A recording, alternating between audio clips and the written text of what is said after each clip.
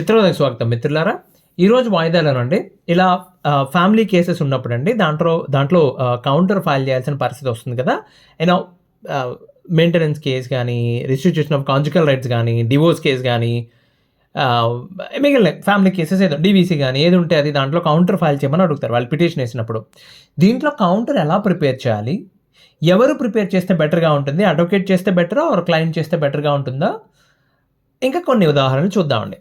ఇప్పుడు counter preparation అంటే దానికి ఒక స్ట్రక్చర్ ఉంటుంది. ఎక్కడ స్టార్ట్ అవుతుంది? First title, court details, introductory paragraph అంటారు. అంటే కేస్ డీటెయిల్స్ కానీ, మీరు డినే చేస్తున్నారా, యాక్సెప్ట్ చేస్తున్నారా, అన్ని అలిగేషన్స్ కొంచెం ఇన్ఫర్మేషన్ ఇచ్చి తర్వాత సో టిపికల్లీ వాళ్ళు పిటిషన్ వేసినప్పుడు అండి ప్రతి పాయింట్ కూడా అంటే వేసే అలిగేషన్ కానీ, చెప్పే పాయింట్ కానీ, ఇన్సిడెంట్ కానీ పారాగ్రాఫ్ వైజ్ రాస్తారు. మీరు గమనించే ఉంటారు. సమ్ పీపుల్ లైక్ 10 లోపు రాస్తారు, కొంతమంది 20 రాస్తారు, కొంతమంది 16 చూసాం మేము, 26, కొంతమంది 40 పారాగ్రాఫ్స్ రాశారు ఒక పిటిషన్ వేస్తూ. అది ఏ కేసు అన్నా కానివ్వండి. సో కౌంటర్ వేస్తున్నామంటే ప్రతి పారాగ్రాఫ్కి రిప్లై ఇస్తూ వేయాలి మీరు. ఎందుకు వేయాలి పారాగ్రాఫ్ వైజ్? బికాజ్ జడ్జిమెంట్ కూడా అట్లాగే ఇస్తారు. సో జడ్జిమెంట్లో ఏమేమి ఇస్తారు? ఓకే, ఫర్ దిస్ పారాగ్రాఫ్ వాళ్ళు ఇది రాశారు, దీనికి వీళ్ళు వేసిన పిటిషన్కి వాళ్ళు కౌంటర్ ఇలా ఇచ్చారు, మా క్రాస్ ఎగ్జామినేషన్లో కానీ ఆర్గ్యుమెంట్లో కానీ వచ్చిన ఫ్యాక్ట్ ఇది. జడ్జిమెంట్లో అదే స్ట్రక్చర్ ఫాలో అవుతారు. కాబట్టి కౌంటర్ వేసేటప్పుడు కూడా పారాగ్రాఫ్ వైజ్ రిప్లై అనేది ప్రిపేర్ చేయాలి. దాంతోపాటు మీ వర్షన్ ఆఫ్ ఫ్యాక్ట్ మనం డీటెయిల్గా మాట్లాడుకుందాం ఏంటని చెప్పి.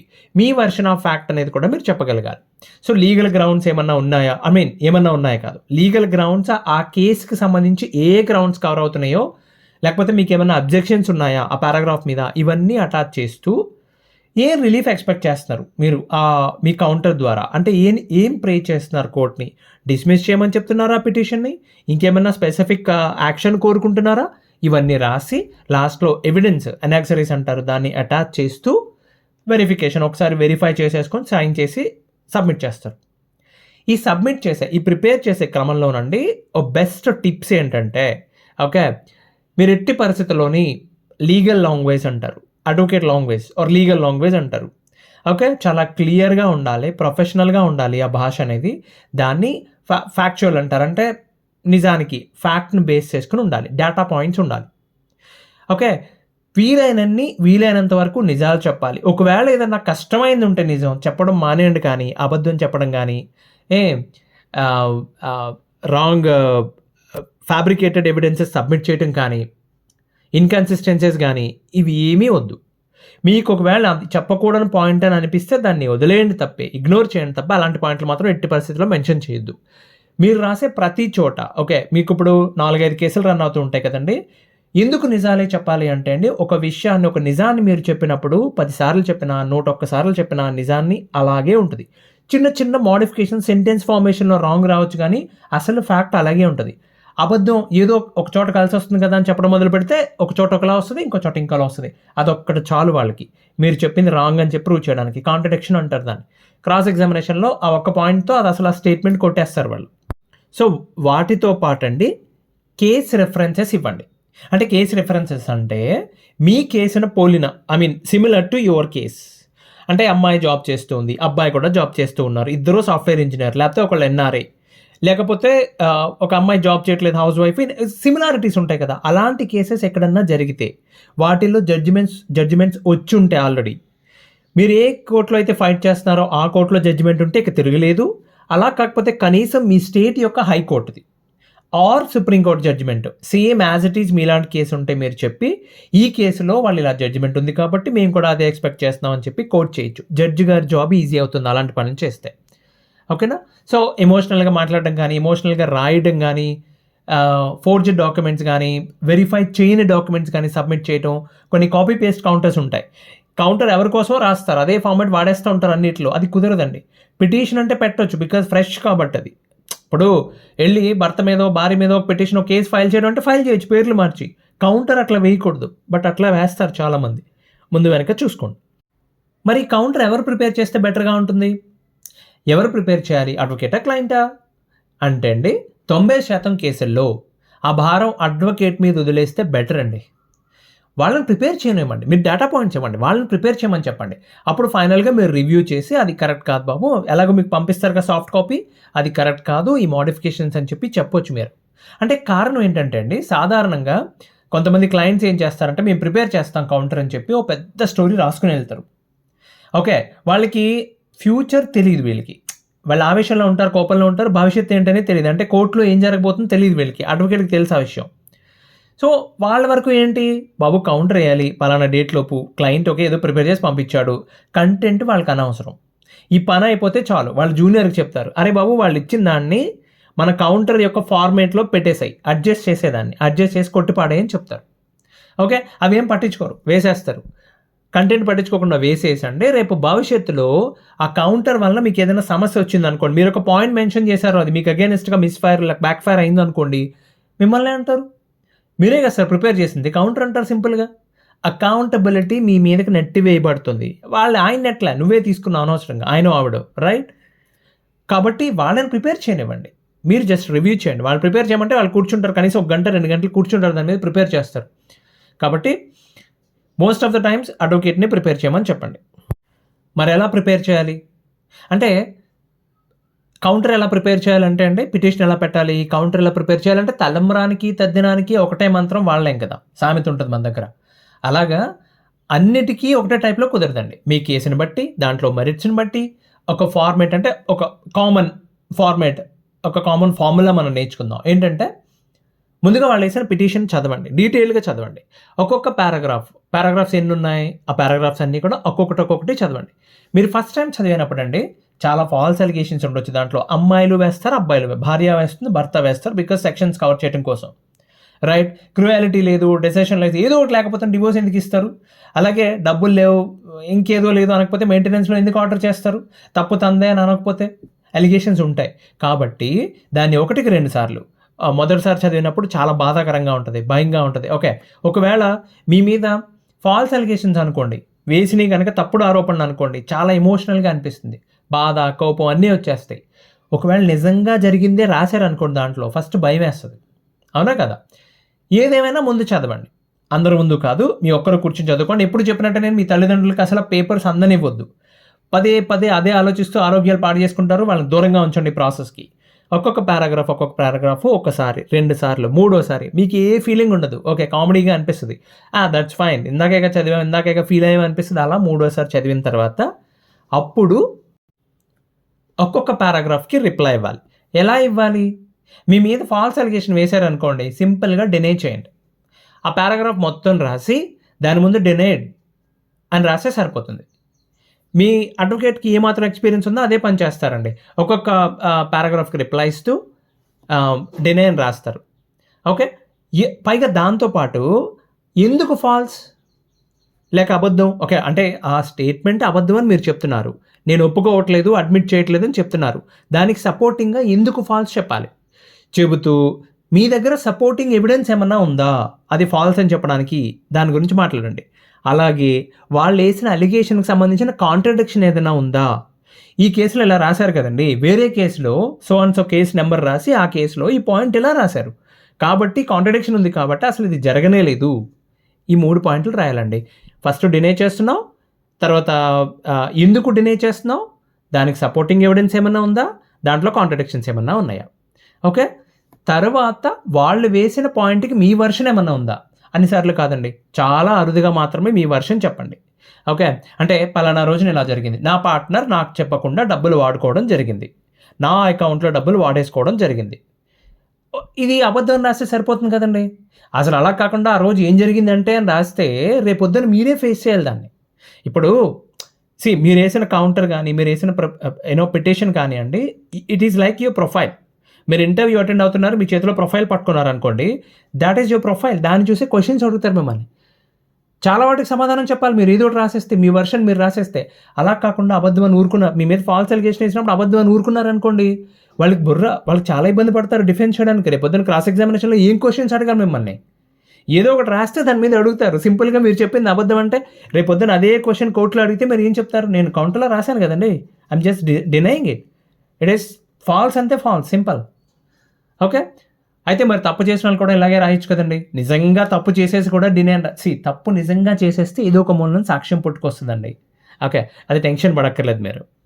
మరి ప్రతి పారాగ్రాఫ్‌కి రిప్లై ఇచ్చేటప్పుడండి మీ వర్షన్ ప్రతిదానికి చెప్పక్కర్లేదంటున్నారు.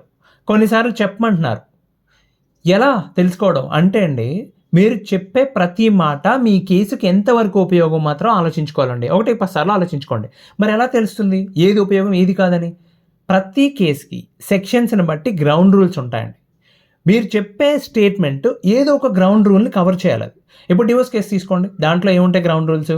అకారణంగా వదిలేశారు, లేకపోతే అమ్మాయి వెళ్ళిపోయింది, లేకపోతే భర్త వదిలేశాడు, ఓకే, లేకపోతే క్రూయాలిటీ ఉంది, లైక్ హింస జరిగింది, మానసిక హింసో శారీరక హింసో ఏదో హింస జరిగింది, సీరియస్ మెడికల్ ఇష్యూస్ ఉన్నాయి, మానసిక ఆరోగ్యం ఉంది, అడల్టరీ ఉంది, మ్యూచువల్గా అప్లై చేస్తాం. ఏదో గ్రౌండ్ కిందకి రావాలండి. ఆ రోజు సాయంత్రం మా ఇంటికి దగ్గరగా ఉన్న పార్క్కి వెళ్ళాం. 10 నిమిషాలు అటు ఇటు వాక్ చేసి చక్కని సూర్యాస్తమయం జరుగుతుంది, బెంచ్ మీద కూర్చున్నాం, పల్లీలు అమ్మొస్తే తిన్నాం, తర్వాత 1 గంట కబుర్లు చెప్పుకున్నాం, తర్వాత లేచి ఇంటికి వచ్చేస్తుంటే ఎదురుగా పిడత కింద పప్పు అమ్మొస్తే అది కూడా కొనుక్కుని తిన్నాం, దారిలో కాఫీ తాగి ఇంటికి వచ్చాం. ఎందుకు ఇదంతా? Court doesn't care about it, right? So okay, ఇది చాలా సెన్సిటివ్ విషయం అండి. ఓకే, చాలామంది క్రాస్ ఎగ్జామినేషన్లో అంటే కేసెస్ అన్ని ఫైల్ చేస్తున్నా ఎక్కడా కూడా శిక్షలు పడకపోవడానికి మీరు అనుకున్నట్టు ఉండదు ట్రయల్ అనేది. ఓకే, ఉదాహరణలు చెప్తాను నేను. రాంగ్గా రాసిన దానికి కొన్ని ఉదాహరణలు చెప్తా. భార్య గురించో లేకపోతే భర్త గురించో చెప్తున్నారు. ఏంటంటే, తను నాకు అస్సలు రెస్పెక్ట్ ఇవ్వరు, నాకు కానీ మా పేరెంట్స్కి కానీ ఏ విధమైన రెస్పెక్ట్ ఇవ్వరు, ఒక ఇండియన్ వైఫ్ లాగా ఆమె ఉండదు, అంటే ఒక భారతీయ స్త్రీలాగా ఒక భార్యలాగా తను ప్రవర్తించదు. ఈ స్టేట్మెంట్ రాశారనుకోండి, లేకపోతే ఒక సగటు భర్తలాగా ప్రవర్తించడు, అసలు ఏ రెస్పెక్ట్ ఉండదు, భార్య నన్ను రెస్పెక్ట్ రాశారనుకోండి, అది లీగల్ గ్రౌండ్ కవర్ అవుతుందండి. గౌరవించడం అనేది కల్చరల్ ఎక్స్పెక్టేషన్స్. మీ కల్చర్లో మీకున్న కల్చర్లో ఎక్స్పెక్ట్ చేస్తున్నారు మీరు. బట్ అది లీగల్గా క్రైమ్ అది కాదు. మరి ఎప్పుడు క్రైమ్ అది? మీరు స్పెసిఫిక్గా చెప్తే, ఓకే, మమ్మల్ని పలానా చోట అవమానించారు, మీరు అదే పాయింట్ని వెనక నుంచి చెప్తున్నారు, నన్ను నా తల్లిదండ్రుల్ని నడి రోడ్డు పైన అవమానించడం జరిగింది, అది క్రైమ్, అది లీగల్ గ్రౌండ్. ఓకే, నాకు మా భర్తకి లేకపోతే నాకు నా తల్లిదండ్రులకి రెస్పెక్ట్ ఇవ్వరు, కాఫీ ఇవ్వరు, అందులో నంచుకోవడానికి బిస్కెట్స్ ఇవ్వరంటే అది కోర్టుకు అనవసరం. It doesn't care. అలాగే క్యారెక్టర్ అసాసినేషన్ చేసేస్తారండి. ఓకే, ఆయన అంటాడు ఆవిడ గురించి ఏదో సమ్ అడల్టరీకి సంబంధించిన మాటలు మాట్లాడతారు, ఆవిడ అంటది నాసిస్ట్ అంటది, ఇన్ని ఇట్స్ జస్ట్ టాక్సిక్ అంటది, ఎవ్రీథింగ్ కంట్రోల్ చేయడానికి ట్రై చేస్తున్నాడు అంటది. ఇది those are just psychological labels. అతని మీద లేబుల్ అయినట్టు ట్రై చేస్తున్నారు ఆమె మీద. Legal standing useless. అది ఎప్పుడు యూజ్ అవుతుంది? మీ దగ్గర ఒక మెడికల్ సర్టిఫికెట్ ఉంది, ఒక ఎవిడెన్స్ ఉంది, లేకపోతే బిహేవియరల్ ఎవిడెన్స్ ఉంది. అంటే అలా గొడవ పడినప్పుడు, అకారణంగా దారుణమైన ఏదైనా గొడవ జరిగినప్పుడు చూసిన వాళ్ళు ఎవరో ఉన్నారు, లేకపోతే ఎక్కడ కౌన్సిలింగ్కి వెళ్ళినప్పుడు ఒక డాక్టర్ ఇచ్చిన సర్టిఫికెట్ ఉంటే అప్పుడు కోర్టు కన్సిడర్ చేస్తుంది. ఓకే, తర్వాత చాలామంది అండి పర్సనల్ అచీవ్మెంట్స్ విపరీతంగా చెప్తూ ఉంటారు. లైక్ నేను ఆల్వేస్ టాప్ స్టూడెంట్, నేను ఒక రెస్పాన్సిబుల్ సిటిజన్, నేను ఒక రిపీటెడ్ ఫ్యామిలీ నుంచి వచ్చాను, నేను బ్రెడ్ మీద నేను రాసినట్టు జామ్ ఎవడూ రాయలేడు. నువ్వు ఎందుకండి ఇవన్నీ? ఇవన్నీ కోర్టు అసలు పట్టించుకోదు. మీ క్వాలిఫికేషన్స్ ఏంటి, మీ బ్యాక్గ్రౌండ్ ఏంటి అనేది కోర్టుకు అనవసరం, లీగల్ గ్రౌండ్కి అనవసరం. Only thing is me marital conduct ఏంటి, వైవాహిక బంధంలో ఉన్నప్పుడు మీరు ఎట్లా ప్రవర్తించారో అన్నది మాత్రమే కావాలి. డివోర్స్ కేసుకి ఎగ్జాంపుల్ చెప్తున్నా, ఇట్లా రాస్తారండి, చాలా దారుణంగా రాస్తారు. తెలిసి ఉండొచ్చు, తెలియక ఉండొచ్చు. ఓకే, తర్వాత నన్ను అసలు పట్టించుకోడు, నాకు ఎప్పుడు గిఫ్ట్లు కొనివ్వడు, నన్ను ఎప్పుడు బయటికి తీసుకెళ్ళడు.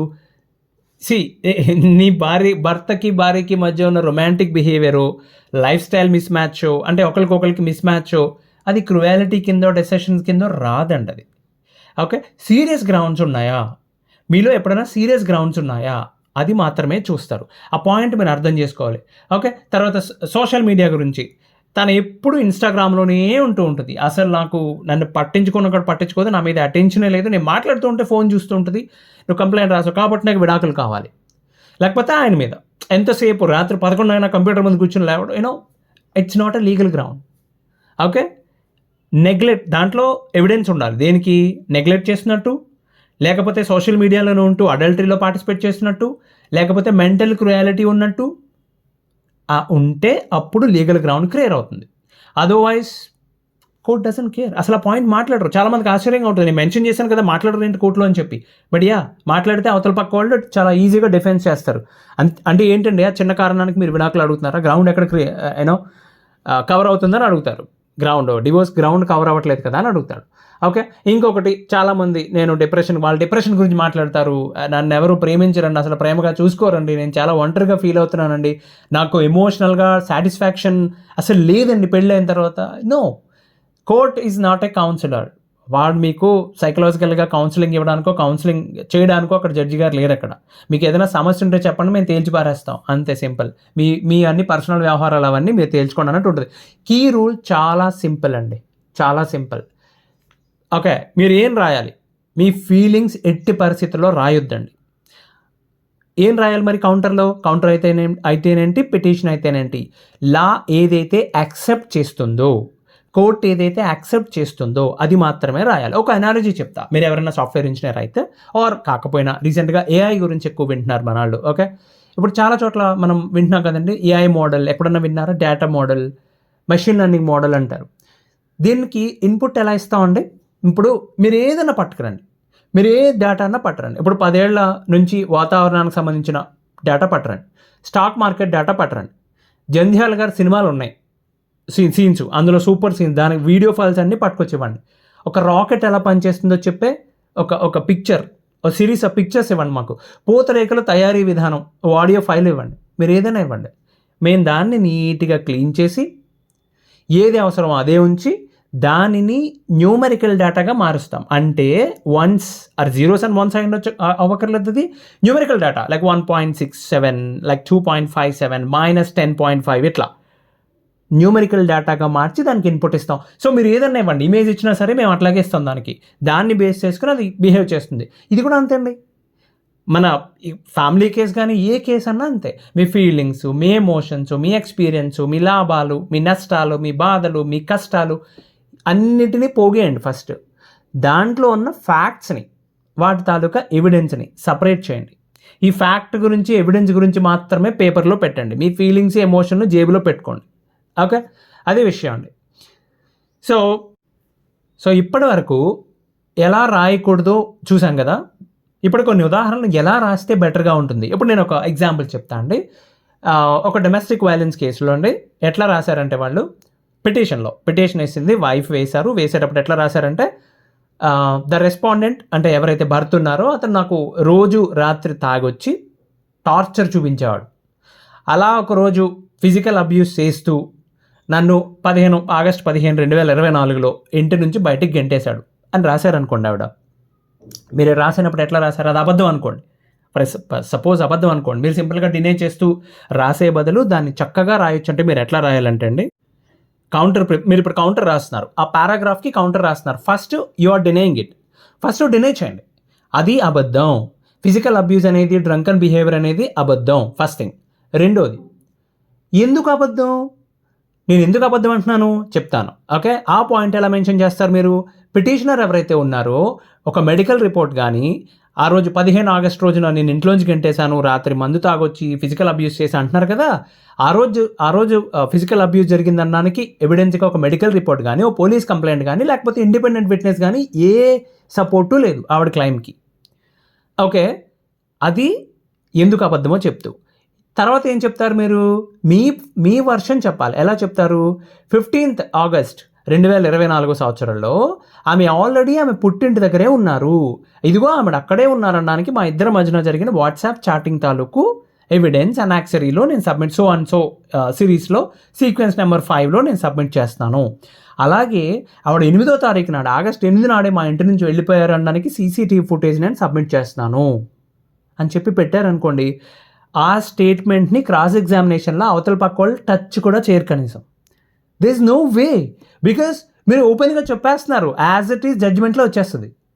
అది రేపొద్దున మీ ఎవిడెన్స్ యాక్సెప్ట్ చేస్తే కోర్టులో అది ఒరిజినల్ అని చెప్పి వాళ్ళు ప్రూవ్ చేసి, అంటే డాక్యుమెంట్ మార్క్ చేసినప్పుడు అది ఎవిడెన్స్గానే యాక్సెప్ట్ చేశారు అంటే ఫినిష్ అయిపోయినట్టే, ఆ పారాగ్రాఫ్ ఎగిరిపోయినట్టే. వాళ్ళు రాసింది ఆ రోజు కొట్టి తిట్టి ఇంట్లోంచి గెంటాడు అనేది అబద్ధం, అక్కడితో అయిపోయింది ఆ పాయింట్. నెక్స్ట్ పాయింట్కి వెళ్ళిపోతారు. క్రాస్ ఎగ్జామినేషన్లో అసలు టచ్ చేయరు దాన్ని, బికాజ్ అంత క్లియర్గా ఉన్నప్పుడు ఇంకేం టచ్ చేస్తారు. అలా కాకుండా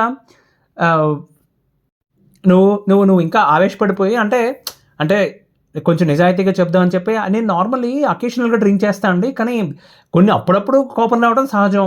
మేబీ ఐ మైట్ హ్యావ్ ఆ రోజు గట్టిగా అరిచి ఉండొచ్చు, కానీ నేను ఎప్పుడు కొట్టాలని అనుకోలేదు. ఇవి చాలా హింట్స్ ఇచ్చేస్తున్నాయి. అనవసరమైన లూప్ హోల్స్ ఇచ్చేస్తున్నాయి. ఆ రోజు రాత్రి కూడా నేను ఏదో ద్రాక్షరసం తాగింది తప్పితే పెద్ద మందేం తాగలేదు అంటే అవన్నీ ఓకే.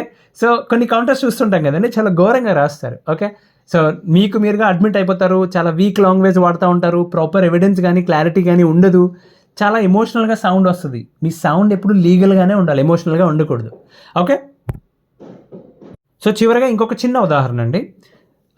రిస్ట్రిక్షన్ ఆఫ్ కాంజుగల్ రైట్స్లో ఒక భర్త వేస్తున్నారు ఇట్లా అని పిటిషన్ వేశారు. ఏంటి, నా భార్య ఏ కారణం లేకుండా తన పుట్టింటికి వెళ్ళిపోయింది, తను వెంటనే వెనక్కి రమ్మని చెప్పి అడుగుతున్నాను నేను, మీరు ఆర్డర్ ఇవ్వండి అని చెప్పి కోర్టుకు పెట్టారు. ఆ పర్టికులర్ పారాగ్రాఫ్కి సంబంధించి ఆ వైఫ్ ఏం రాయొచ్చు, రైట్, డినే చేస్తూ. దేన్ని డినే చేయాలి? ఓకే, నేను అకారణంగా పుట్టింటికి వెళ్ళిపోవడం అనేది అబద్ధం. సో పిటిషనర్ ఈ ఆర్సీఆర్ అనేది ఫైల్ చేశారు just as a counter blast to the DVC case. So DVC case, నేను పలానా డీవీసీ కేసు ఫైల్ చేశాను, దానికి కౌంటర్ బ్లాస్ట్కి ఆర్సీఆర్ వేశారు. సో నేను యాక్చువల్లీ వదిలేసింది ఎప్పుడో, నేను కంప్లైంట్ ఇచ్చిన తర్వాత నేను అట్నుంచి అంటే డైరెక్ట్గా వెళ్ళి డీవీసీ ఫైల్ చేశాను. ఫిజికల్ అబ్యూస్ జరగడం వల్ల నేను ఇంట్లోంచి వెళ్ళాను బయటికి, వెళ్ళిన రోజు నాడే నేను సో పోలీస్ స్టేషన్లో కంప్లైంట్ ఇచ్చానని. సేమ్ అండి, మళ్ళీ సింపుల్. వాళ్ళు చెప్పింది అబద్ధం. ఎందుకు అబద్ధం, దానికి సపోర్టింగ్ ఎవిడెన్స్ ఏముంది మీ దగ్గర, మీ వర్షన్ ఏంటి మరి. ఓకే, సో ఇవి రాస్తే చాలా హెల్ప్ అవుతుందండి మీకు. అందుకే నేను చెప్తాను, అడ్వకేట్ లేకుండా నా కేసు నేనే వాదించుకుంటానంటే మీకు చాలా డెడికేషన్ ఉండాలి దానిపైన, మీకు చాలా ఇంట్రెస్ట్ ఉండాలి, బోల్డ్ అంత టైం స్పెండ్ చేయగలగాలి, మీరు ఫెయిల్యూర్ని హ్యాండిల్ చేయగలగాలి. చేస్తే పర్లేదండి. ఓకే, బికాస్ ఇవాళ జరిగిన మిస్టేక్ కోర్టులో కూడా ఎప్పుడు ఎవడో పట్టించుకోడు. ఇవాళ మీరు కౌంటర్ సబ్మిట్ చేశారనుకోండి, పిటిషన్ సబ్మిట్, దాని తాలూకు ఎఫెక్ట్ సంవత్సరంన్నర తర్వాత బయటపడుతుంది. That's the problem. అబ్బా, ఆ రోజు ఇలా జరిగిందా అని చెప్పి అప్పుడు ఆల్రెడీ లేట్ అయిపోయి ఉంటుంది అప్పటికి. కాబట్టి వెంటనే తెలియదు కాబట్టి మనకి దాని ఎఫెక్ట్. పర్లేదు చేయండి అంటారు, ఎవరి కేసు వాళ్ళే. అడ్వకేట్ ఉంటే బెటర్, కనీసం వాళ్ళ రివ్యూ అన్నా ఉండాలి. సో కాబట్టి మేజర్ రెస్పాన్సిబిలిటీ వాళ్ళ మీద వదలండి. బట్ 90% నేను ఎందుకన్నానంటే, కొంతమంది టైం లేకో, కొంతమంది రేపు కౌంటర్ ఫైల్ చేయాలంటే ఈరోజు సాయంత్రం అపాయింట్మెంట్ ఇస్తారు. అలాంటప్పుడు you have to get ready with the data points. మీరు ప్రిపేర్ చేసేయాలండి, వాళ్ళ దగ్గర కూర్చోబెట్టి రివ్యూ చేయించండి. సార్ ఒకసారి రివ్యూ చేయండి కరెక్ట్గా, ఇదంతా మీరు రివ్యూ చేసి వేయండి అని చెప్పి పెట్టండి. కాబట్టి జాగ్రత్తగా ఉండండి. సింపుల్ అండి, క్లియర్ ఉండాలి. మీ కౌంటర్ అనేది చాలా క్లియర్ ఉండాలి, దానికి క్రెడిబిలిటీ ఉండాలి, మీరు మాట్లాడే భాష, అది రాసే భాషలో ప్రొఫెషనలిజం ఉండాలి. సింపుల్. ఇంకో మంచి విషయంతో మళ్ళీ వాయిదాలో కలుద్దాం. అంతవరకు సెలవు, ధన్యవాదాలు.